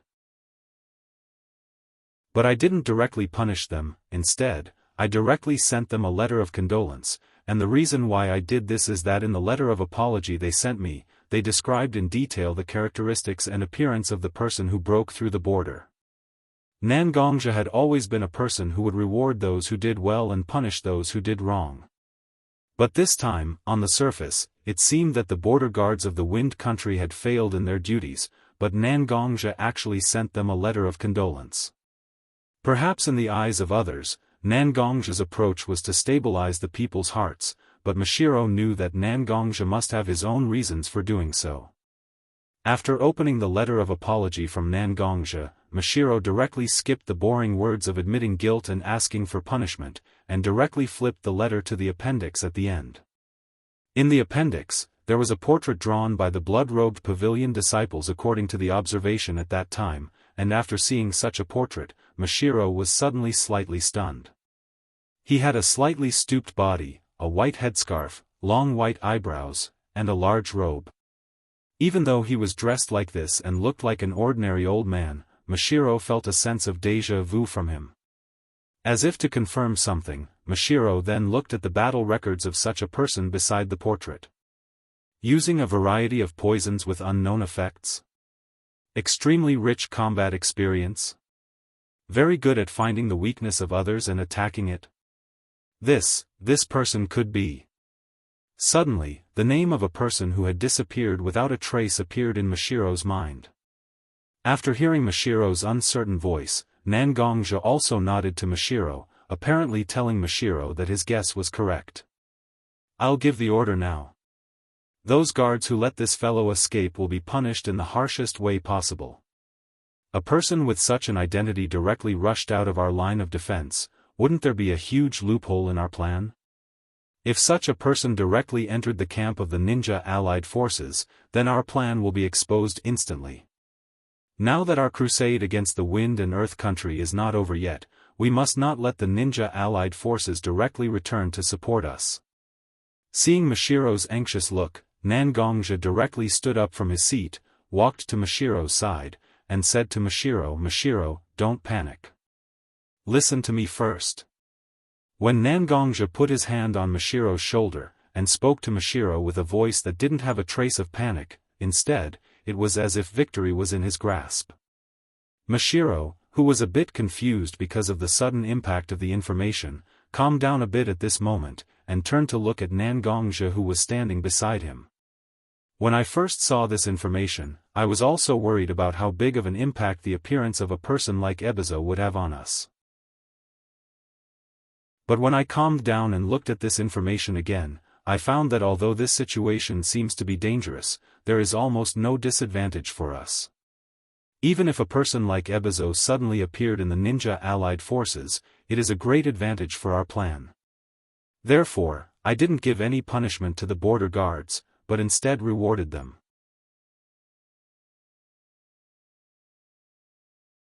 Chapter 790.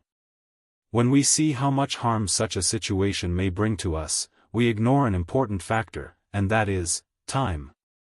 Seeing that Mashiro has calmed down, Nangongja also began to slowly explain to Mashiro why he didn't punish the border mixed forces for their negligence, but instead issued a rather comforting circular letter. The reality that we are facing now is that our troops have yet to completely occupy the Wind and Earth countries' territories. Therefore, we need to buy some time for them to complete their predetermined objectives. So under the inertia of thinking, we will think that such a task of delaying the world will inevitably fall on us. Only by ensuring that our plan is in the dark can we make the ninja allied forces pay attention to us and buy enough time for the other two teams to invade the Wind and Earth country. But when we jump out of the inertia of thinking, can we assign such a task of delaying the world to others? After all, Mashiro is not a stupid person. When Nangongja's words have already reached such a situation, he naturally quickly understood what Nangongja meant by assigning the task of delaying the world to others.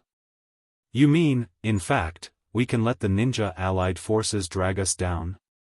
Hearing that Mashiro finally understood his meaning, Nangongja also nodded directly, then continued to say to Mashiro, "Yes, that's right. There are many people in the ninja allied forces who are injured. Although they have been recuperating for a while, they have not fully recovered. And these ninjas who rushed to the battlefield under the repeated urging of the ninja allied forces will naturally not be so energetic. And in such a situation, once a person with a very high status like Ebizo comes to the ninja allied forces camp and says to all the ninja allied forces, 'You are all a group of fools, these people from the Bloodcloth Pavilion have already taken advantage of this time to steal our home, why don't you hurry back to rescue them?' What kind of reaction will the ninjas of the ninja allied forces have?" Listening to Nangongja's words, Mashiro also began to put himself in the position of an ordinary ninja in the ninja allied forces to think. The more he thought about it, the more the anger in his heart became stronger and stronger. Although ninjas have always claimed that they can get rid of their emotions from their mind, how many people can do this? Once such an accident happens to the ninja allied forces, what kind of reaction will so many ninjas have? Moreover, the country of Wind and country of Earth were being attacked. Would the other three countries spare no effort to help these two countries that were once estranged from them? Even if the high-level ninjas can see and agree to such an action, will the ordinary ninjas at the grassroots be able to put down such hatred and continue to fight for other countries? As the saying goes, die a friend is better than the poor. Now the countries that are about to be destroyed are the land of Wind and the land of Earth. What does it have to do with the other countries? Don't tell me that if the lips are gone, the teeth will be cold. Once the Blood Garment Pavilion really swallows the country of Wind and the country of Earth, how long will it take to digest these two countries that are vast in size but have very ordinary resources and then pose a threat to the other three countries? Not to say hundreds of years, but a few decades is certain, and a few decades is enough for the other 3 countries to prepare for it. After all, the establishment of the 5 major ninja villages is only a few decades. If there is a few more decades, the ninja villages in the other 3 countries will naturally develop to an extremely powerful level. Even if the people in the ninja allied forces reach a consensus and are willing to rescue the land of wind and the land of earth together, how fast can the ninjas who have already consumed a lot of energy reach the land of wind and the land of earth? Should they rescue the land of earth or the land of wind first? These are all questions that are directly placed in front of the ninja allied forces. When a person is faced with a decision that involves their own fundamental interests, everyone only cares about what they can get. As for what others do, what does it have to do with them? The more Mashiro thought about it, the more he found that the arrival of Ebizo was actually not a bad thing for the Bloodcloth Pavilion. On the contrary, it may be more beneficial for the Bloodcloth Pavilion. Even if this is the case, we still have to guard against the ninja allied forces who will directly kill us, the disciples of the Bloodcloth Pavilion, who are staying here. After all, I am the altar lord of the pristine gold altar of the Blood Garment Pavilion, and you are the head of the Blood Garment Pavilion, Gonggong. Once the 2 of us die here, it will definitely cause chaos within the Blood Garment Pavilion. It seems that you and I need to carefully discuss when we should leave with the disciples here.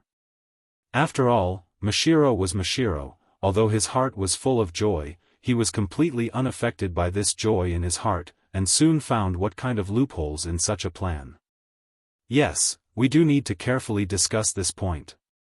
If we can't grasp the time, although I am confident that I can take you away from here, but there is no way for the disciples of the Bloodcloth Pavilion to get enough time to move. I have a little idea here, we need to continue to discuss it. After saying that, Nangongja pulled Mashiro to sit on a chair in the tent and began to talk about some of his plans. In the ninja allied forces, at this moment, everyone was full of a kind of elation. After all, during this period of time, Nangongja directly pulled the ninja allied forces for so-called negotiations, and put pressure on the ninja allied forces again and again, and everyone was very keenly aware that Nangongja's strength had become more and more powerful. This kind of pressure falling on the ninja allied forces was a bit too heavy, as if there was a sword of Damocles floating above their heads, and at any time, it would directly fall from the sky and behead them. Now that their own side's reinforcements had finally arrived, everyone naturally became uncontrollably excited.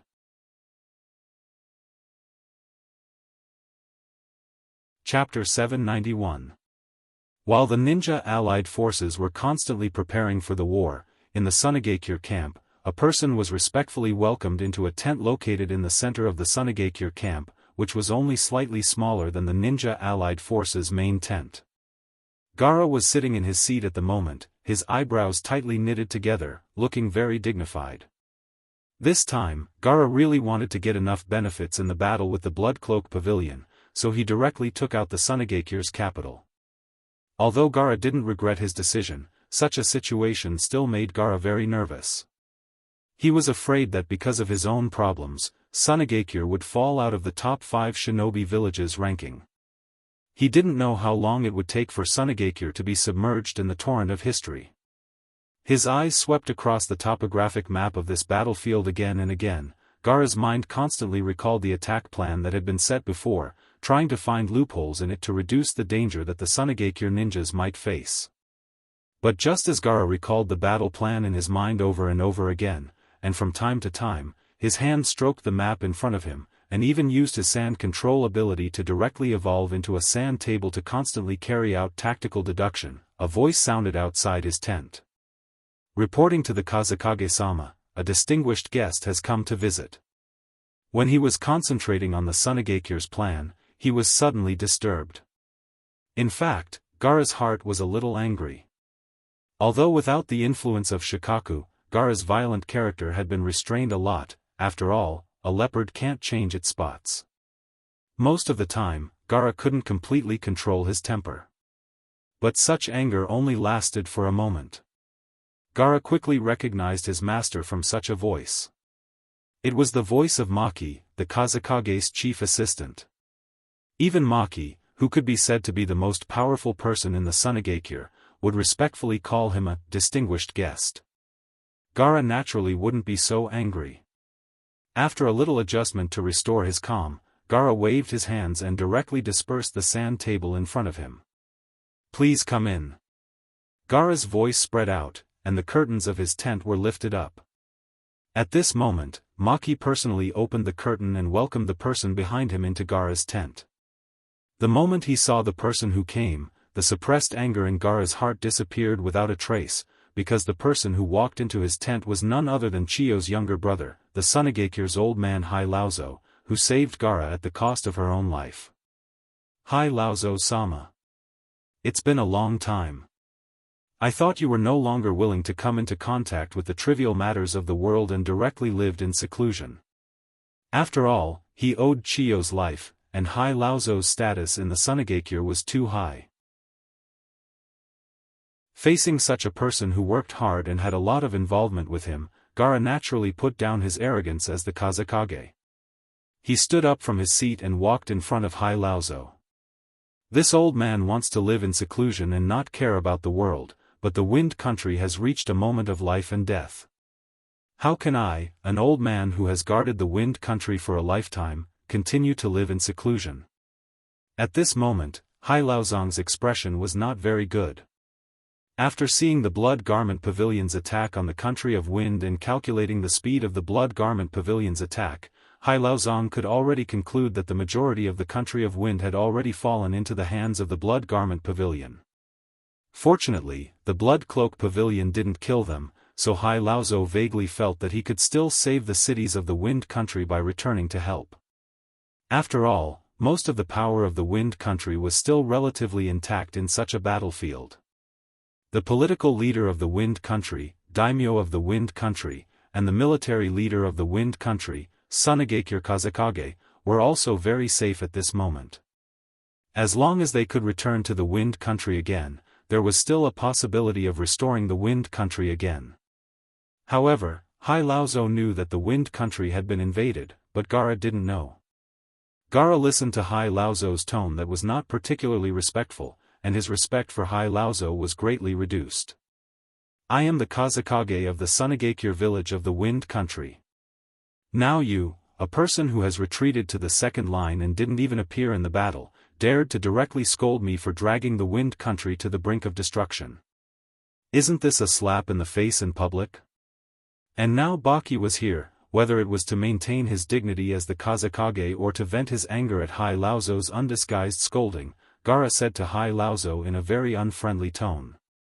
"I don't know what I did wrong to make you, an elder of the Wind Country, directly scold me like this." Hearing Gaara's unfriendly tone, old Hai glanced coldly at Gaara and said, "Let's go. Let's go. Do you know what happened after you directly transferred a large number of ninjas from the Wind Country?" As soon as Hai Laozo's words came out, Gaara's heart sank. After all, he transferred most of the power of the entire Sunagakure village, which may indeed damage the interests of the entire Wind Country. Without the threat of ninjas, it is very likely that there will be many rebellions in the land of Wind, and it is naturally impossible to play a big role by relying only on those weak and flowery city guards.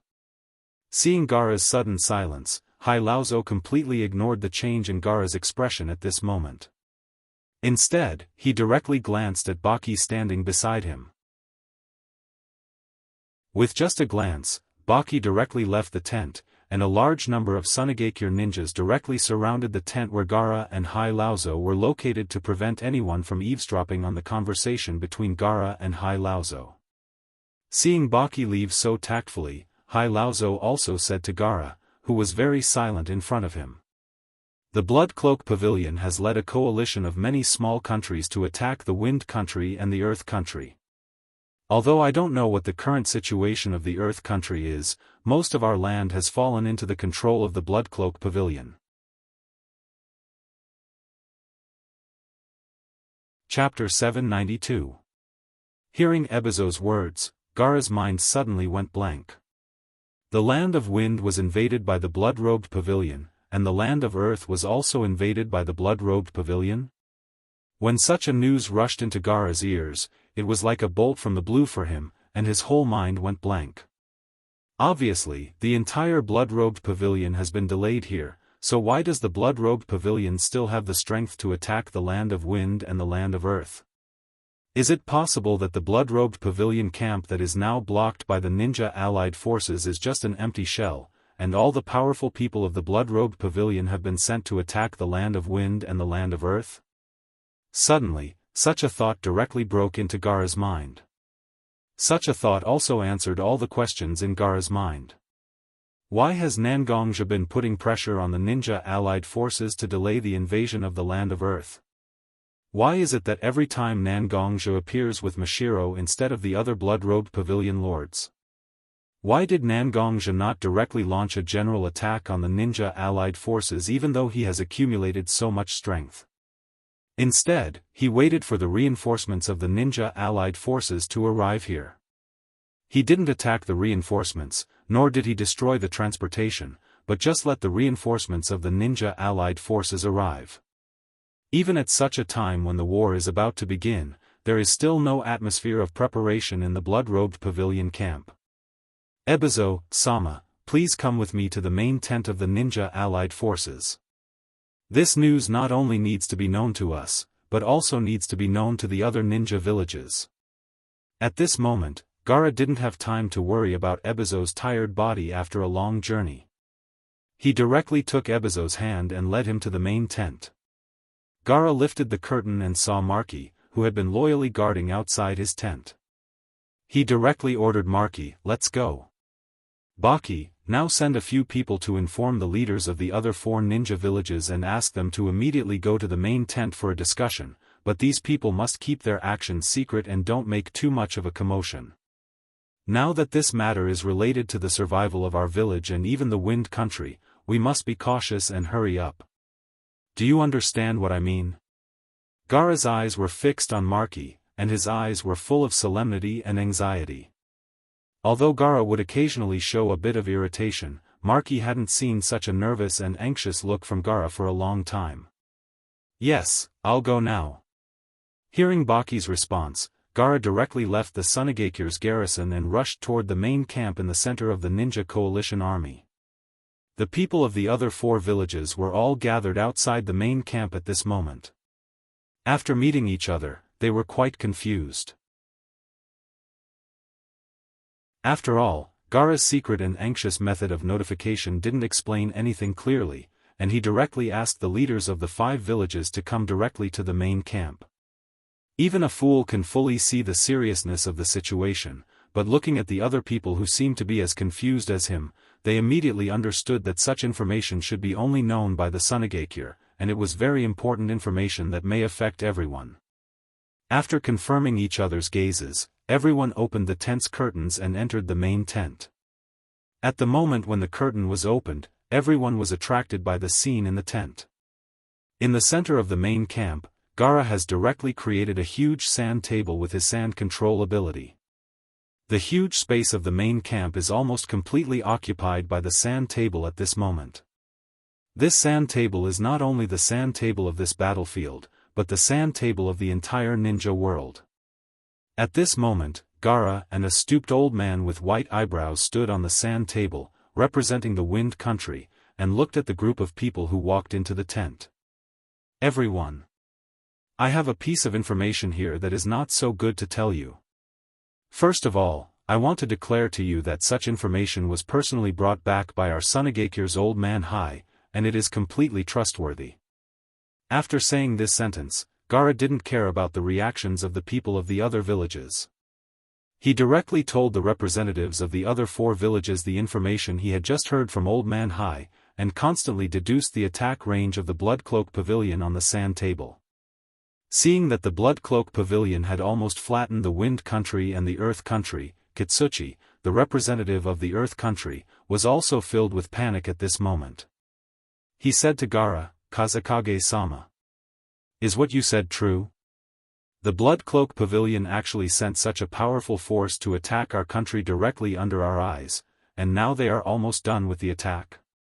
Gaara seemed to have expected that some people would not believe it, so he nodded to Old Man Hai who was standing behind him. Old Man Hai also directly understood Gaara's meaning. He took off his slightly loose robe directly, revealing his back to the other representatives of the Ninja Coalition army. We have already had a confrontation with the Blood Cloak Pavilion, and I think you all know what kind of performance these internal force cultivators of the Blood Cloak Pavilion have in the battle. Everyone should take a look here. I think you should understand, right? On old Hai Zhang's back, there was a huge cut made by a sharp weapon. Moreover, this cut did not seem to have any intention of recovering. It was still scarlet red. From the looks of it, old Hai Zhang had also used some methods to stop the bleeding. Otherwise, old Hai Zhang would have already died from excessive blood loss. The disciples of the Blood Cloak Pavilion are good at using internal force to attach to their weapons, and most of them use swords. Once the internal force causes injuries on the human body, it will directly attach to the wound.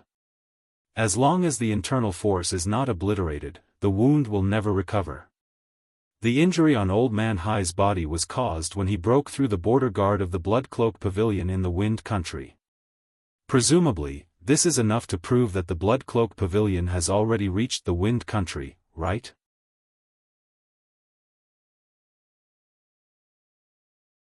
Chapter 793. Gaara's heavy news directly hit everyone's head, but except for Kitsuchi, the spokesperson of the Earth Country, who seemed to have lost his soul because of Gaara's news, the other three ninja villages didn't have any particularly obvious reaction. As mentioned before, the ones who died were the Wind Country and the Earth Country. Such a situation has a lot to do with the other countries and several ninja villages. They only care about their own interests. How much benefit can rescuing the Wind Country and the Earth Country bring them? Originally, Gaara was actually looking forward to being a member of the Ninja Coalition. At this moment, the other ninja villages that stayed out of this matter could directly express their feelings for their allies here. But unfortunately, there was only endless indifference in front of Gaara. I don't know what you plan to do after hearing such news. Looking at Orochimaru, Mei, and standing in front of him, Gaara asked directly, obviously hoping that they could give him a direct answer here. The geographical location of the water country itself was very special. The isolated water country was actually quite self-sufficient. Therefore, Terumi Mei, who represented the interests of the water country, felt Gaara's gaze at this moment. She averted her gaze because she was afraid of meeting Gaara's gaze. She had to show Gaara the attitude of the water country and the mist village. Compared to the water country, the fire country and the lightning country bordered the wind country and the earth country that were being attacked by the blood-clothed pavilion at this moment. Although the two countries can take advantage of the situation of the wind country and the earth country being invaded to directly ask for more from the two countries, it's naturally better to swallow the fat meat in their own mouth than to put it in the hands of others. No one can resist the temptation of expanding their territory because such an act is a political victory, a military victory, and a victory that is enough to be remembered in history. As the Raikage of the Cloud Village in the Land of Lightning, unlike his rough appearance, the fourth Raikage AI is a person with great ambition. The country of Earth and the country of Lightning had a long-standing grudge against each other. AI's father had even died in the country of Earth's trap. Being able to kill such an enemy was simply an irresistible temptation for AI. Although Orochimaru didn't really want to join the Woodleaf Village, at this moment, Orochimaru had to represent the interests of the Woodleaf Village and began to think about the pros and cons. As long as the interests of the Woodleaf Village are not damaged, it doesn't hurt. As long as the interests of the Woodleaf Village are not damaged, it's enough. Moreover, after the Windstorm Watergate awakens, if he also makes up his mind to annex the Wind Country, it's not a bad thing for Orochimaru. After all, whether the Fire Country can take the Wind Country from the hands of the Blood-Clothed Pavilion or not, once the war starts, Orochimaru will have more materials to conduct his own research. The Woodleaf Village will also have to do its best to support his research because of the war to enhance its combat ability. Even if the war hasn't started, large-scale military reserves will definitely be carried out. Orochimaru can still get enough resources from the hands of the Woodleaf village to ensure his status and research with peace of mind. Looking at Terumi Mei dodging left and right, and looking at Orochimaru and AI's flickering eyes full of ambition, Gaara knew that he has parted ways with these people to a certain extent. In this case, Gaara naturally won't waste his breath here with the ninja allied forces. Instead, he directly returned to the Sunagakure camp without saying a word. At this moment, Sunagakure was also directly ready to leave the ninja allied forces camp. Although Kitsuchi, as the agent of Iwagakure, couldn't completely make the decision for Iwagakure at this moment, he also knew that the other villages can't be counted on at this moment. He directly returned to his camp and told the higher-ups of Iwagakure about the reality of the situation. He directly went to the ninja allied forces camp where the wounded were recuperating and picked up Inoki, who was in a coma. It didn't take long for them to leave the ninja allied forces camp. Watching the two villages of the Earth Country and the Wind Country leave the ninja allied forces camp one after another, Orochimaru also looked at Terumi Mei and AI standing opposite him and said, "It seems that it's unrealistic to expect Sunagakure and Iwagakure to fight with us against the Blood Cloak Pavilion. I don't know what you two think. I think if we directly gather our most powerful forces at this time and launch a direct attack on the Blood Cloak Pavilion's camp, there is a great possibility that we can directly kill Nangongzhe and make the Blood Cloak Pavilion leaderless, making it easier for us to act in the future." Orochimaru's voice at this moment was full of undisguised temptation. It seemed that he really hoped that Terumi Mei and AI could directly attack the Blood Cloak Pavilion with Woodleaf Village. In fact, what Orochimaru said at this moment was very tempting, but thinking that it was because of Orochimaru that the Blood Cloak Pavilion got enough opportunities to attack the Wind Country and Earth Country, and Orochimaru's expression at this moment made them feel uneasy. Although Terumi Mei didn't directly refuse, after returning to their camp, they directly began to order to be ready to evacuate at any time. Looking at Terumi Mei and AI leaving, Orochimaru's mouth directly raised a mocking smile, "But they're all cowards. They were just slightly stimulated by my attitude, so they went back directly. Little did they know that your moment of hesitation and even giving up actually gave the Blood Cloak Pavilion a rare opportunity. Ha ha ha. I hope that with the participation of the Blood Cloak Pavilion, this world won't be as boring as before, and will become more colorful. What kind of sparks will blossom from the collision between a ninja and an internal force cultivator? Is Sasuke's choice right or wrong? It's really interesting to the extreme." Looking at the big tent of the ninja allied forces that was originally filled with heroes from all walks of life, at this moment, only sand and desolate tables and chairs were left on the ground. Orochimaru not only didn't feel nostalgic, but instead, his eyes became even brighter. At this moment, Orochimaru was quite a bit like Uchiha Madara, but the goals of the two were different. In comparison, Orochimaru's goal wasn't so much of a rebellion, and it was easier to succeed.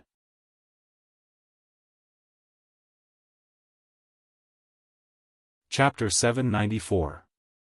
In the Blood Cloak Pavilion camp, Nangongzhe looked at the disciples of the Blood Cloak Pavilion who had completely evacuated, and then looked at the last piece of information in his hand, with an imperceptible smile on the corner of his mouth.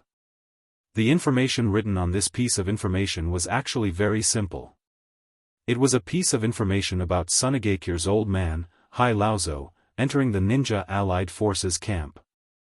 In fact, after seeing such information, Nangongzhe knew that the Blood Cloak Pavilion's victory was already in their hands.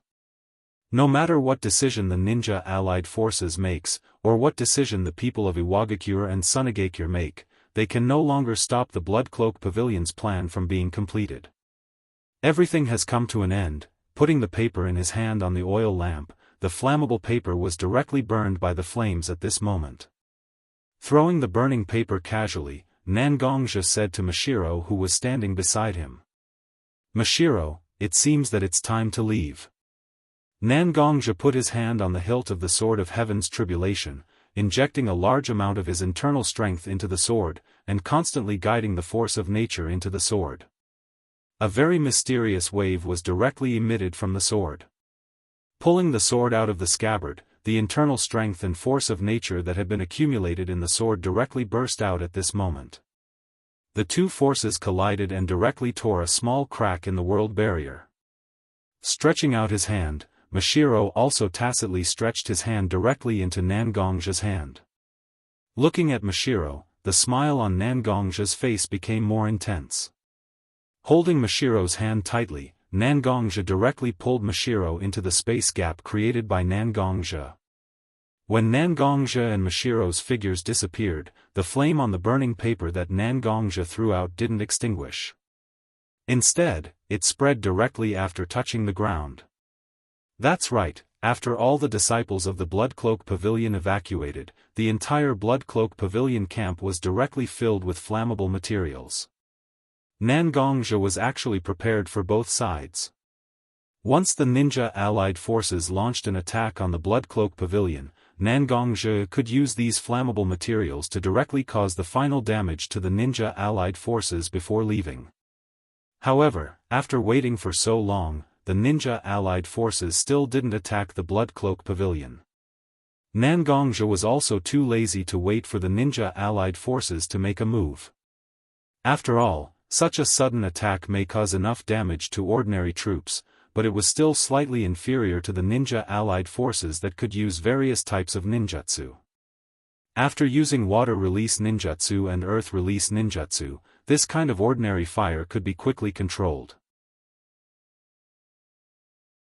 The more he thought about it, the more Nangongja felt that staying here was simply a waste of time.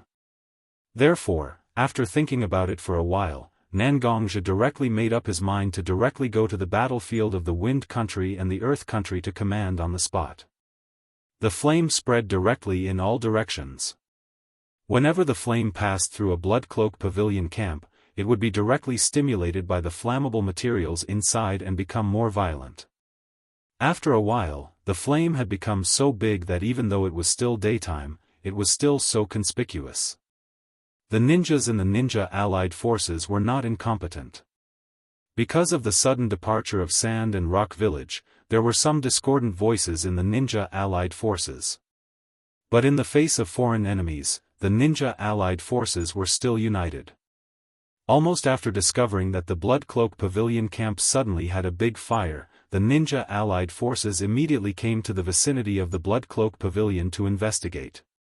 Because of the obstruction of the fire, the advance troops sent by the ninja allied forces couldn't directly invade for a while.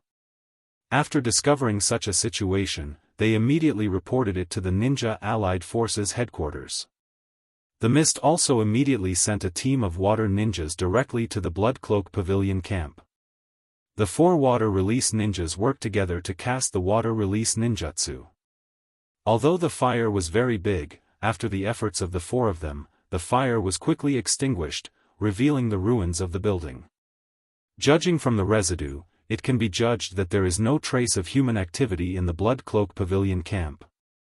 The disciples of the Blood Cloak Pavilion have obviously left the Blood Cloak Pavilion camp in advance. The advance troops of the ninja allied forces were very agile and directly cleaned up the Blood Cloak Pavilion camp, which had been turned into a charred black area, and directly found no less than 20 tunnels. These tunnels lead to everywhere. Obviously, the disciples of the Blood Cloak Pavilion also directly left the Blood Cloak Pavilion camp in such a primitive but difficult-to-find way. Orochimaru, Terumi Mei, and AI also hurriedly came to the hinterland of the Blood Cloak Pavilion camp. Seeing the ashes and the more than 20 tunnels left by the Blood Cloak Pavilion, their faces became very strange in an instant. Who would have thought that the Blood Garment Pavilion would use such a primitive method to quietly leave the camp and launch a sneak attack on the Kingdom of Wind and Kingdom of Earth? Damn it! AI was burning with anger at this moment, and directly punched a burned pillar. The pillar that was burned by the flames became extremely fragile at this moment, and AI's bombardment directly smashed such a pillar into pieces. Terumi Mei's face was gloomy at this moment, and she didn't say a word with a cold face. On the contrary, Orochimaru, who has always been called Lankuan, had a relaxed look on his face at this moment, and even had a slight smile on his face. It was as if he had suddenly discovered someone else's cheating method when playing a game with others. He had a sense of excitement as if he had discovered someone else's secret. Such a battle ended with the silence of the ninja allied forces and the withdrawal of the Bloodcloak Pavilion, but there is no doubt that the Bloodcloak Pavilion has become the winner of such a battle. With such a battle, the Bloodcloak Pavilion has directly taken the Wind and Earth country into their own hands. As long as they can block the final counterattack of Sunagakure and Iwagakure, the Bloodcloak Pavilion's plan can be considered to have been implemented. On the contrary, the ninja allied forces suffered heavy losses at this moment, and directly lost 2 allies, and there was no gain at all, which made everyone in the ninja allied forces very angry, but there was nothing they could do.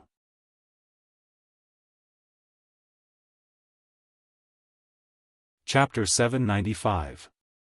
Although Sunagakure and Iwagakure's counterattack had a certain impact on the Bloodcloak Pavilion's defense, it didn't cause too much trouble. Gaara and Katsuchi went to Woodleaf Village and Mist Village respectively. After all, the relationship between Sunagakure and Woodleaf Village was very good, and there was a deep hatred between the Earth and Lightning Country, so they could only choose the Water Country, which had a relatively good relationship with them. Facing the remnants of Sunagakure and Iwagakure, the Fire and Water Country welcomed them with open arms. After all, each country suffered a certain degree of loss in the previous battle. They needed some time to recover their strength and heal their wounds.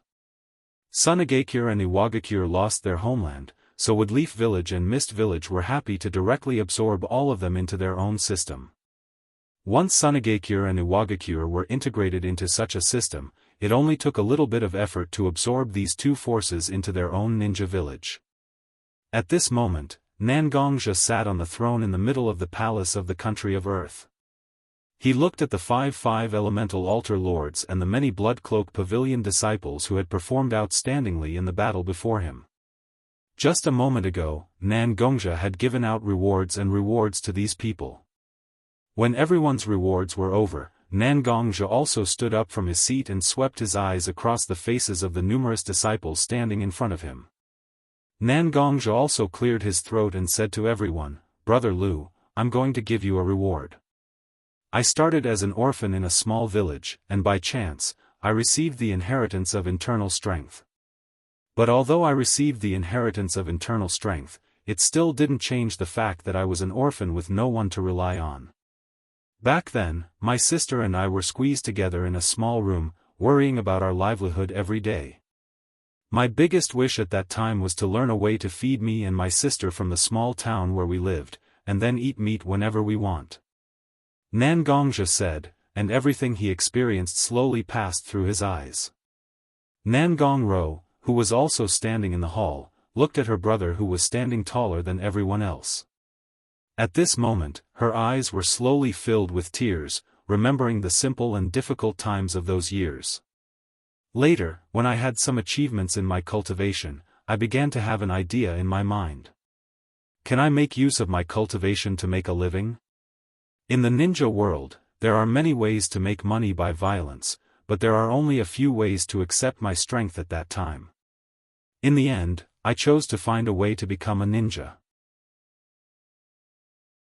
At that time, in the small town where I lived, there happened to be a Hataki from the Woodleaf Village, and under his recommendation, I became a ninja in the Woodleaf Village, one of the 5 most famous ninja villages in the ninja world. Thanks to the blacksmith shop owner in the small town, Uncle Hataki, who gave me the opportunity to go to the Woodleaf Village. Although I became a ninja and earned a lot of money from the missions, but at the same time, I also paid a lot of price. I had to use a lot of dirty means against my heart to complete my missions. The blood in my hands became more and more, and I also got the nickname Yama in the ninja world. Perhaps for others, such a title is an extremely glorious thing, but for me, it reminded me again and again of the fact that I am a murderous devil. Killing people is not a sinful thing, because in an environment like the ninja world, as long as you want to protect yourself, you have to kill people for various reasons. But when you go against your heart and kill people for no reason, just to ensure that you can get money, the guilt becomes stronger and stronger. But I have no choice, I can only kill people, because if I don't kill people, I can't live. Perhaps it was because he went against his heart again and again that Nangongja finally chose to give up the identity of a ninja. But this period of time as a ninja was not just simple torture for me. It was because of this period of time that I was able to get friends and my other two family members Mashiro and Little Linger. It was because of my sister Nangong-ro, my family members Mashiro and Little Linger that I was able to not let the guilt in my heart directly devour my heart. With that, Nangongja's eyes also became unprecedentedly gentle, looking at the three family members he mentioned. But in the end, because of various reasons, I couldn't stay in the Woodleaf village anymore. In order to protect myself and the responsibility of the Sword of Heaven's retribution, I came to the Bloodcloak Pavilion and passed the path of dragonization step by step to become the leader of the Bloodcloak Pavilion. I have never liked to take responsibility so much, so I directly added such a heavy burden on my shoulders. Step by step, I've been carrying such a heavy burden all the way to where I am now. The Bloodcloak Pavilion also directly became a giant in the ninja world step by step from a hidden force. From now on, internal force cultivators will no longer be ignored. We proved to the whole world that internal force cultivators are not worse than ninjas, and even better than them. Today, we have rewarded all the people who have made contributions, and I believe that most people have also received the rewards they deserve. From today on, the Bloodcloak Pavilion officially stands in the ninja world and becomes an existence that everyone in the ninja world needs to look up to. This is my Bloodcloak Pavilion. This is our Bloodcloak Pavilion. From today on, all the disciples of the Bloodcloak Pavilion will be proud to be a member of the Bloodcloak Pavilion. Now, let us all rejoice in our victory. All of this is what we have won with our own sweat, with our own blood, and with our own lives. Nangongja held the Sword of Heaven's retribution in his hand and directly raised it high, and in Nangongja's eyes, tears were flowing, and there was no way to stop. The book was finished. You're tuning into the Xiaofan's Wuxia Tales YouTube channel. Don't forget to subscribe and join us on this journey to catch the most captivating stories.